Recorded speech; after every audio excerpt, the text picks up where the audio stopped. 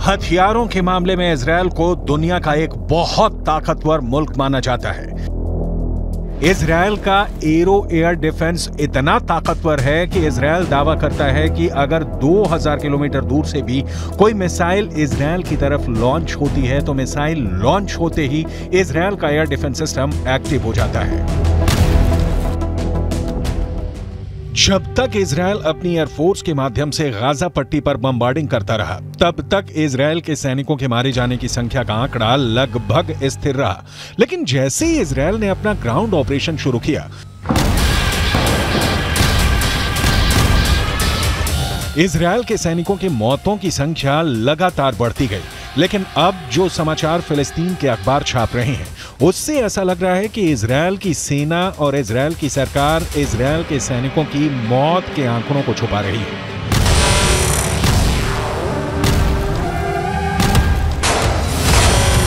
फिलिस्तीन क्रॉनिकल नाम के एक अखबार ने इजरायल के मिलिट्री सिमेट्री यानी इजरायल के सैन्य कब्रिस्तान यानी वो जगह जहां पर इजरायल के सैनिकों को दफन किया जाता है, उस जगह के डायरेक्टर डेविड वार्नर बरूच का एक इंटरव्यू छपा है। इस इंटरव्यू में इजरायल की मिलिट्री सिमेट्री के डायरेक्टर डेविड वार्नर ने कहा है कि इजरायल के अंदर हर घंटे एक इजरायली सैनिक का शव कब्रिस्तान में दफन होने के लिए आ रहा है। इस इंटरव्यू को फिलिस्तीन के अरब देशों के अखबारों ने हाथों हाथ लिया और यह दावा किया कि इजरायल के सैनिकों की मौत का आंकड़ा आधिकारिक आंकड़े से कहीं ज्यादा है। जेरूसलम के पश्चिमी इलाके में माउंट हर्जल कब्रिस्तान है और यहां पर इजरायल की सेना में काम करने वाले सैनिकों को दफनाया जाता है। मिडल ईस्ट मॉनिटर नाम की एक और न्यूज वेबसाइट में इस कब्रिस्तान के डायरेक्टर डेविड ओरेन का बयान छपा है। पिछले 48 घंटे में 50 इजरायली सैनिकों को दफनाया गया है। ये चौंका देने वाली बात है क्योंकि इजरायल ने दावा किया है कि 7 अक्टूबर से अब तक इजरायल के करीब 400 सैनिक मारे गए हैं।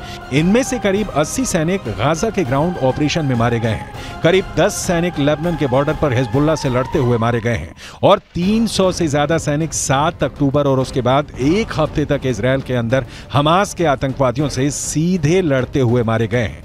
लेकिन फिलिस्तीन के अखबारों का दावा है कि ग्राउंड ऑपरेशन में इजरायल के सैनिकों के मारे जाने की संख्या आधिकारिक आंकड़ों से कहीं ज्यादा है।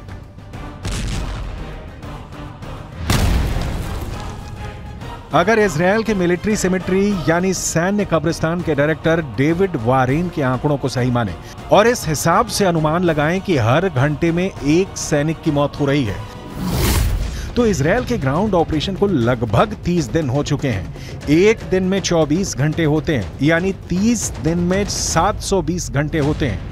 अगर इजरायल के सैन्य कब्रिस्तान के डायरेक्टर के मुताबिक हर घंटे में एक सैनिक की मौत हो रही है, तो इसका मतलब यह है कि अब तक ग्राउंड ऑपरेशन से 30 दिनों में 720 सैनिकों की मौत हो चुकी है।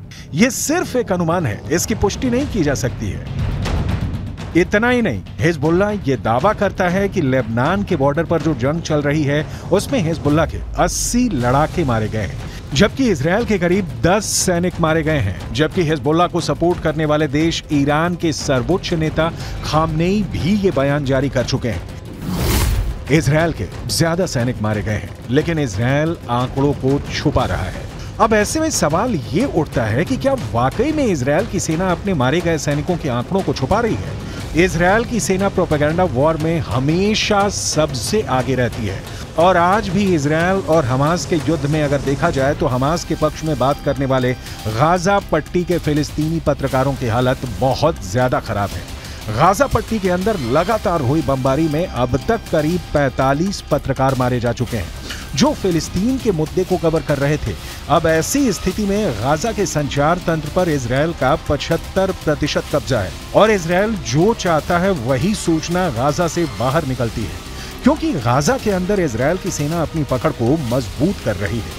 और जहां तक इजरायल के सैनिकों के मारे जाने की संख्या का सवाल है, तो यहां एक और बात जाननी जरूरी है कि इजरायल की डिफेंस फोर्स खुद को एक सुपीरियर आर्मी यानी सर्वश्रेष्ठ सेना की तरफ प्रस्तुत करती है और ऐसे में वो कभी नहीं चाहेगी कि वो अपने सैनिकों की मौत के ऐसे आंकड़े पेश करे जो दुश्मनों के मुकाबले ज्यादा हो। लेकिन यहाँ पर नोट करने वाली बात यह भी है कि इजरायल की ये सैन्य नीति है कि वो हमेशा दुश्मन के 10 गुना आदमी ज्यादा मारता है और अब तक के आंकड़ों पर गौर करें तो गाजा के अंदर 15,000 से ज्यादा लोग मारे जा चुके हैं और करीब 7,000 लोग मलबे में दफन हैं।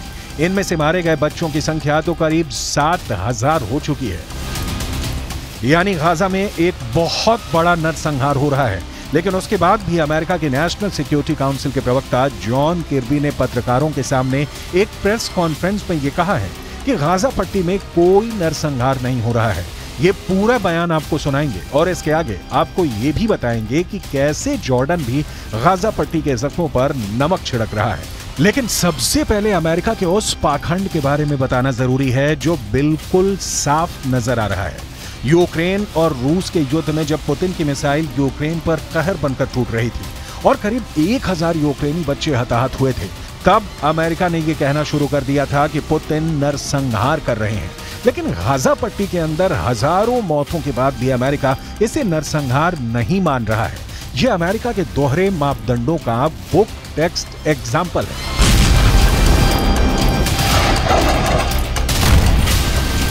Hamas wants, make no mistake about it, is genocide. They want to wipe Israel off the map. They've said so publicly, more than one occasion. In fact, just recently. And they've said that they're not going to stop. What happened on the 7th of October is going to happen again and again and again. And what happened on the 7th of October? Murder, slaughter of innocent people in their homes or at a music festival. That's genocidal intention.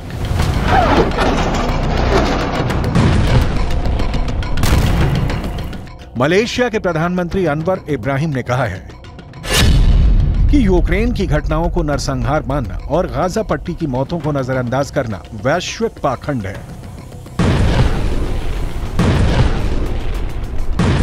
दूसरी तरफ अगर देखा जाए तो अब तक Gaza पट्टी के अंदर 30,000 से ज्यादा लोग घायल हैं और गाजा पट्टी के अस्पतालों की हालत क्या है ये पूरी दुनिया को नजर आ रही है।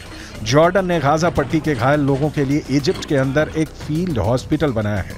किंग अब्दुल्ला के बेटे खुद इस अस्पताल की निगरानी करने के लिए गए। लेकिन आपको जानकर हैरानी होगी कि इस फील्ड हॉस्पिटल में मात्र 40 बेड हैं, जबकि गाजा के अंदर 30,000 से ज्यादा लोग घायल हैं। और इन हालातों में एक फील्ड हॉस्पिटल में मात्र 40 बेड का इंतजाम लोगों के साथ एक क्रूर मजाक है। بس اهم شيء المعنويات تضل عاليه ان شاء الله يعني احنا زي ما بنعرف الجيش العربي ما شاء الله احنا دائما بنقوم بالواجب واقل شيء بنقدر نعمله انه نحاول نساعد اخواننا في غزه وفلسطين فاكيد بدنا نعمل اكثر دائما بس انتم ما شاء الله يعني فرصه انكم تساعدوا الناس ونقدم الشيء اللي هم محتاجين ان شاء الله احنا كلنا فخورين فيكم وراح نتابع كل الامور اول باول اهم شيء التنسيق بيناتكم والمعنويات تضل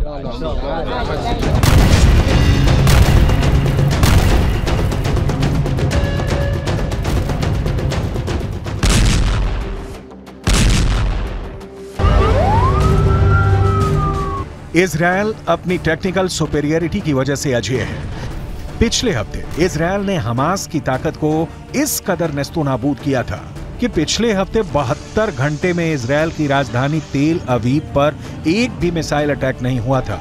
और जब सोमवार को तेल अवीव पर एक मिसाइल अटैक हुआ तो जहां से मिसाइल अटैक हुआ उस रॉकेट लॉन्चर को भी गाजा के अंदर जाकर इजरायल ने तबाह कर दिया। ये इजरायल की ताकत है। हमास के प्रवक्ता अबू उबैदा की माने तो हमास के लड़ाकों ने इजरायल के 350 से ज्यादा बख्तरबंद गाड़ियां और टैंकों को उड़ा दिए हैं। हमास का दावा तो ये है कि इजरायल के 150 मरकाबा टैंक उड़ा दिए गए हैं। हमास तस्वीरें भी जारी कर चुका है, लेकिन फिर भी हमास की पकड़ गाजा से इसलिए ढीली पड़ चुकी है क्योंकि हमास के बड़े बड़े हेडक्वार्टर्स पर इजरायल ने टैंक चढ़ा दिए हैं। इजरायल ही नहीं, अल शिफा अस्पताल में काम कर चुके डॉक्टर भी ये मानते हैं कि अल शिफा में हमास का हेडक्वार्टर हो सकता है। टाइम्स ऑफ इजरायल अखबार ने यह दावा किया है कि फ्रांस 24 नाम के एक न्यूज चैनल पर एक ब्रिटेन के डॉक्टर ने इंटरव्यू दिया है। इस डॉक्टर ने 3 साल तक अल शिफा अस्पताल के अंदर काम किया था। गाजा के अल शिफा अस्पताल में काम करने वाले इस ब्रिटिश डॉक्टर का दावा है कि अल शिफा अस्पताल में कई ऐसी जगहें थीं जहां पर उसे जाने के लिए मना किया गया था। ये कहा गया था अगर वो वहां प्रतिबंधित क्षेत्र में जाएगा तो उसे गोली लग सकती है। टाइम्स ऑफ इजराइल ने दावा किया है कि अल शिफा अस्पताल के अंदर हमास का हेडक्वार्टर होने का दावा करने वाले ब्रिटिश डॉक्टर ने अपना नाम नहीं बताया है, क्योंकि उसे डर है कि ऐसा करने पर गाजा के अंदर मौजूद उसके सहयोगियों को हमास मार सकता है।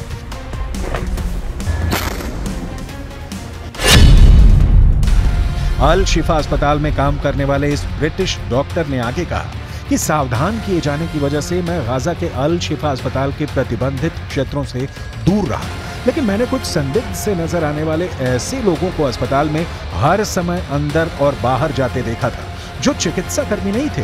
ये लोग अस्पताल के बेसमेंट के अंदर जाते थे। The first time our forces entered the Shifa complex, they went in with a bomb-sniffing dog, and they discovered a truck full of ammunition. After revealing the shaft by the D9, they saw a circular opening, and they couldn't see all the way down at the time, but further investigations and tools lowered down it revealed that this is a 10-meter deep shaft that leads to a corridor. At the end of that corridor, there is a blast-proof door with a shooting hole at the top of it. And our forces, after making sure that all defense mechanisms are dismantled, have opened that door that leads to another door that goes deeper into the complex. The understanding that this tunnel goes under the hospital.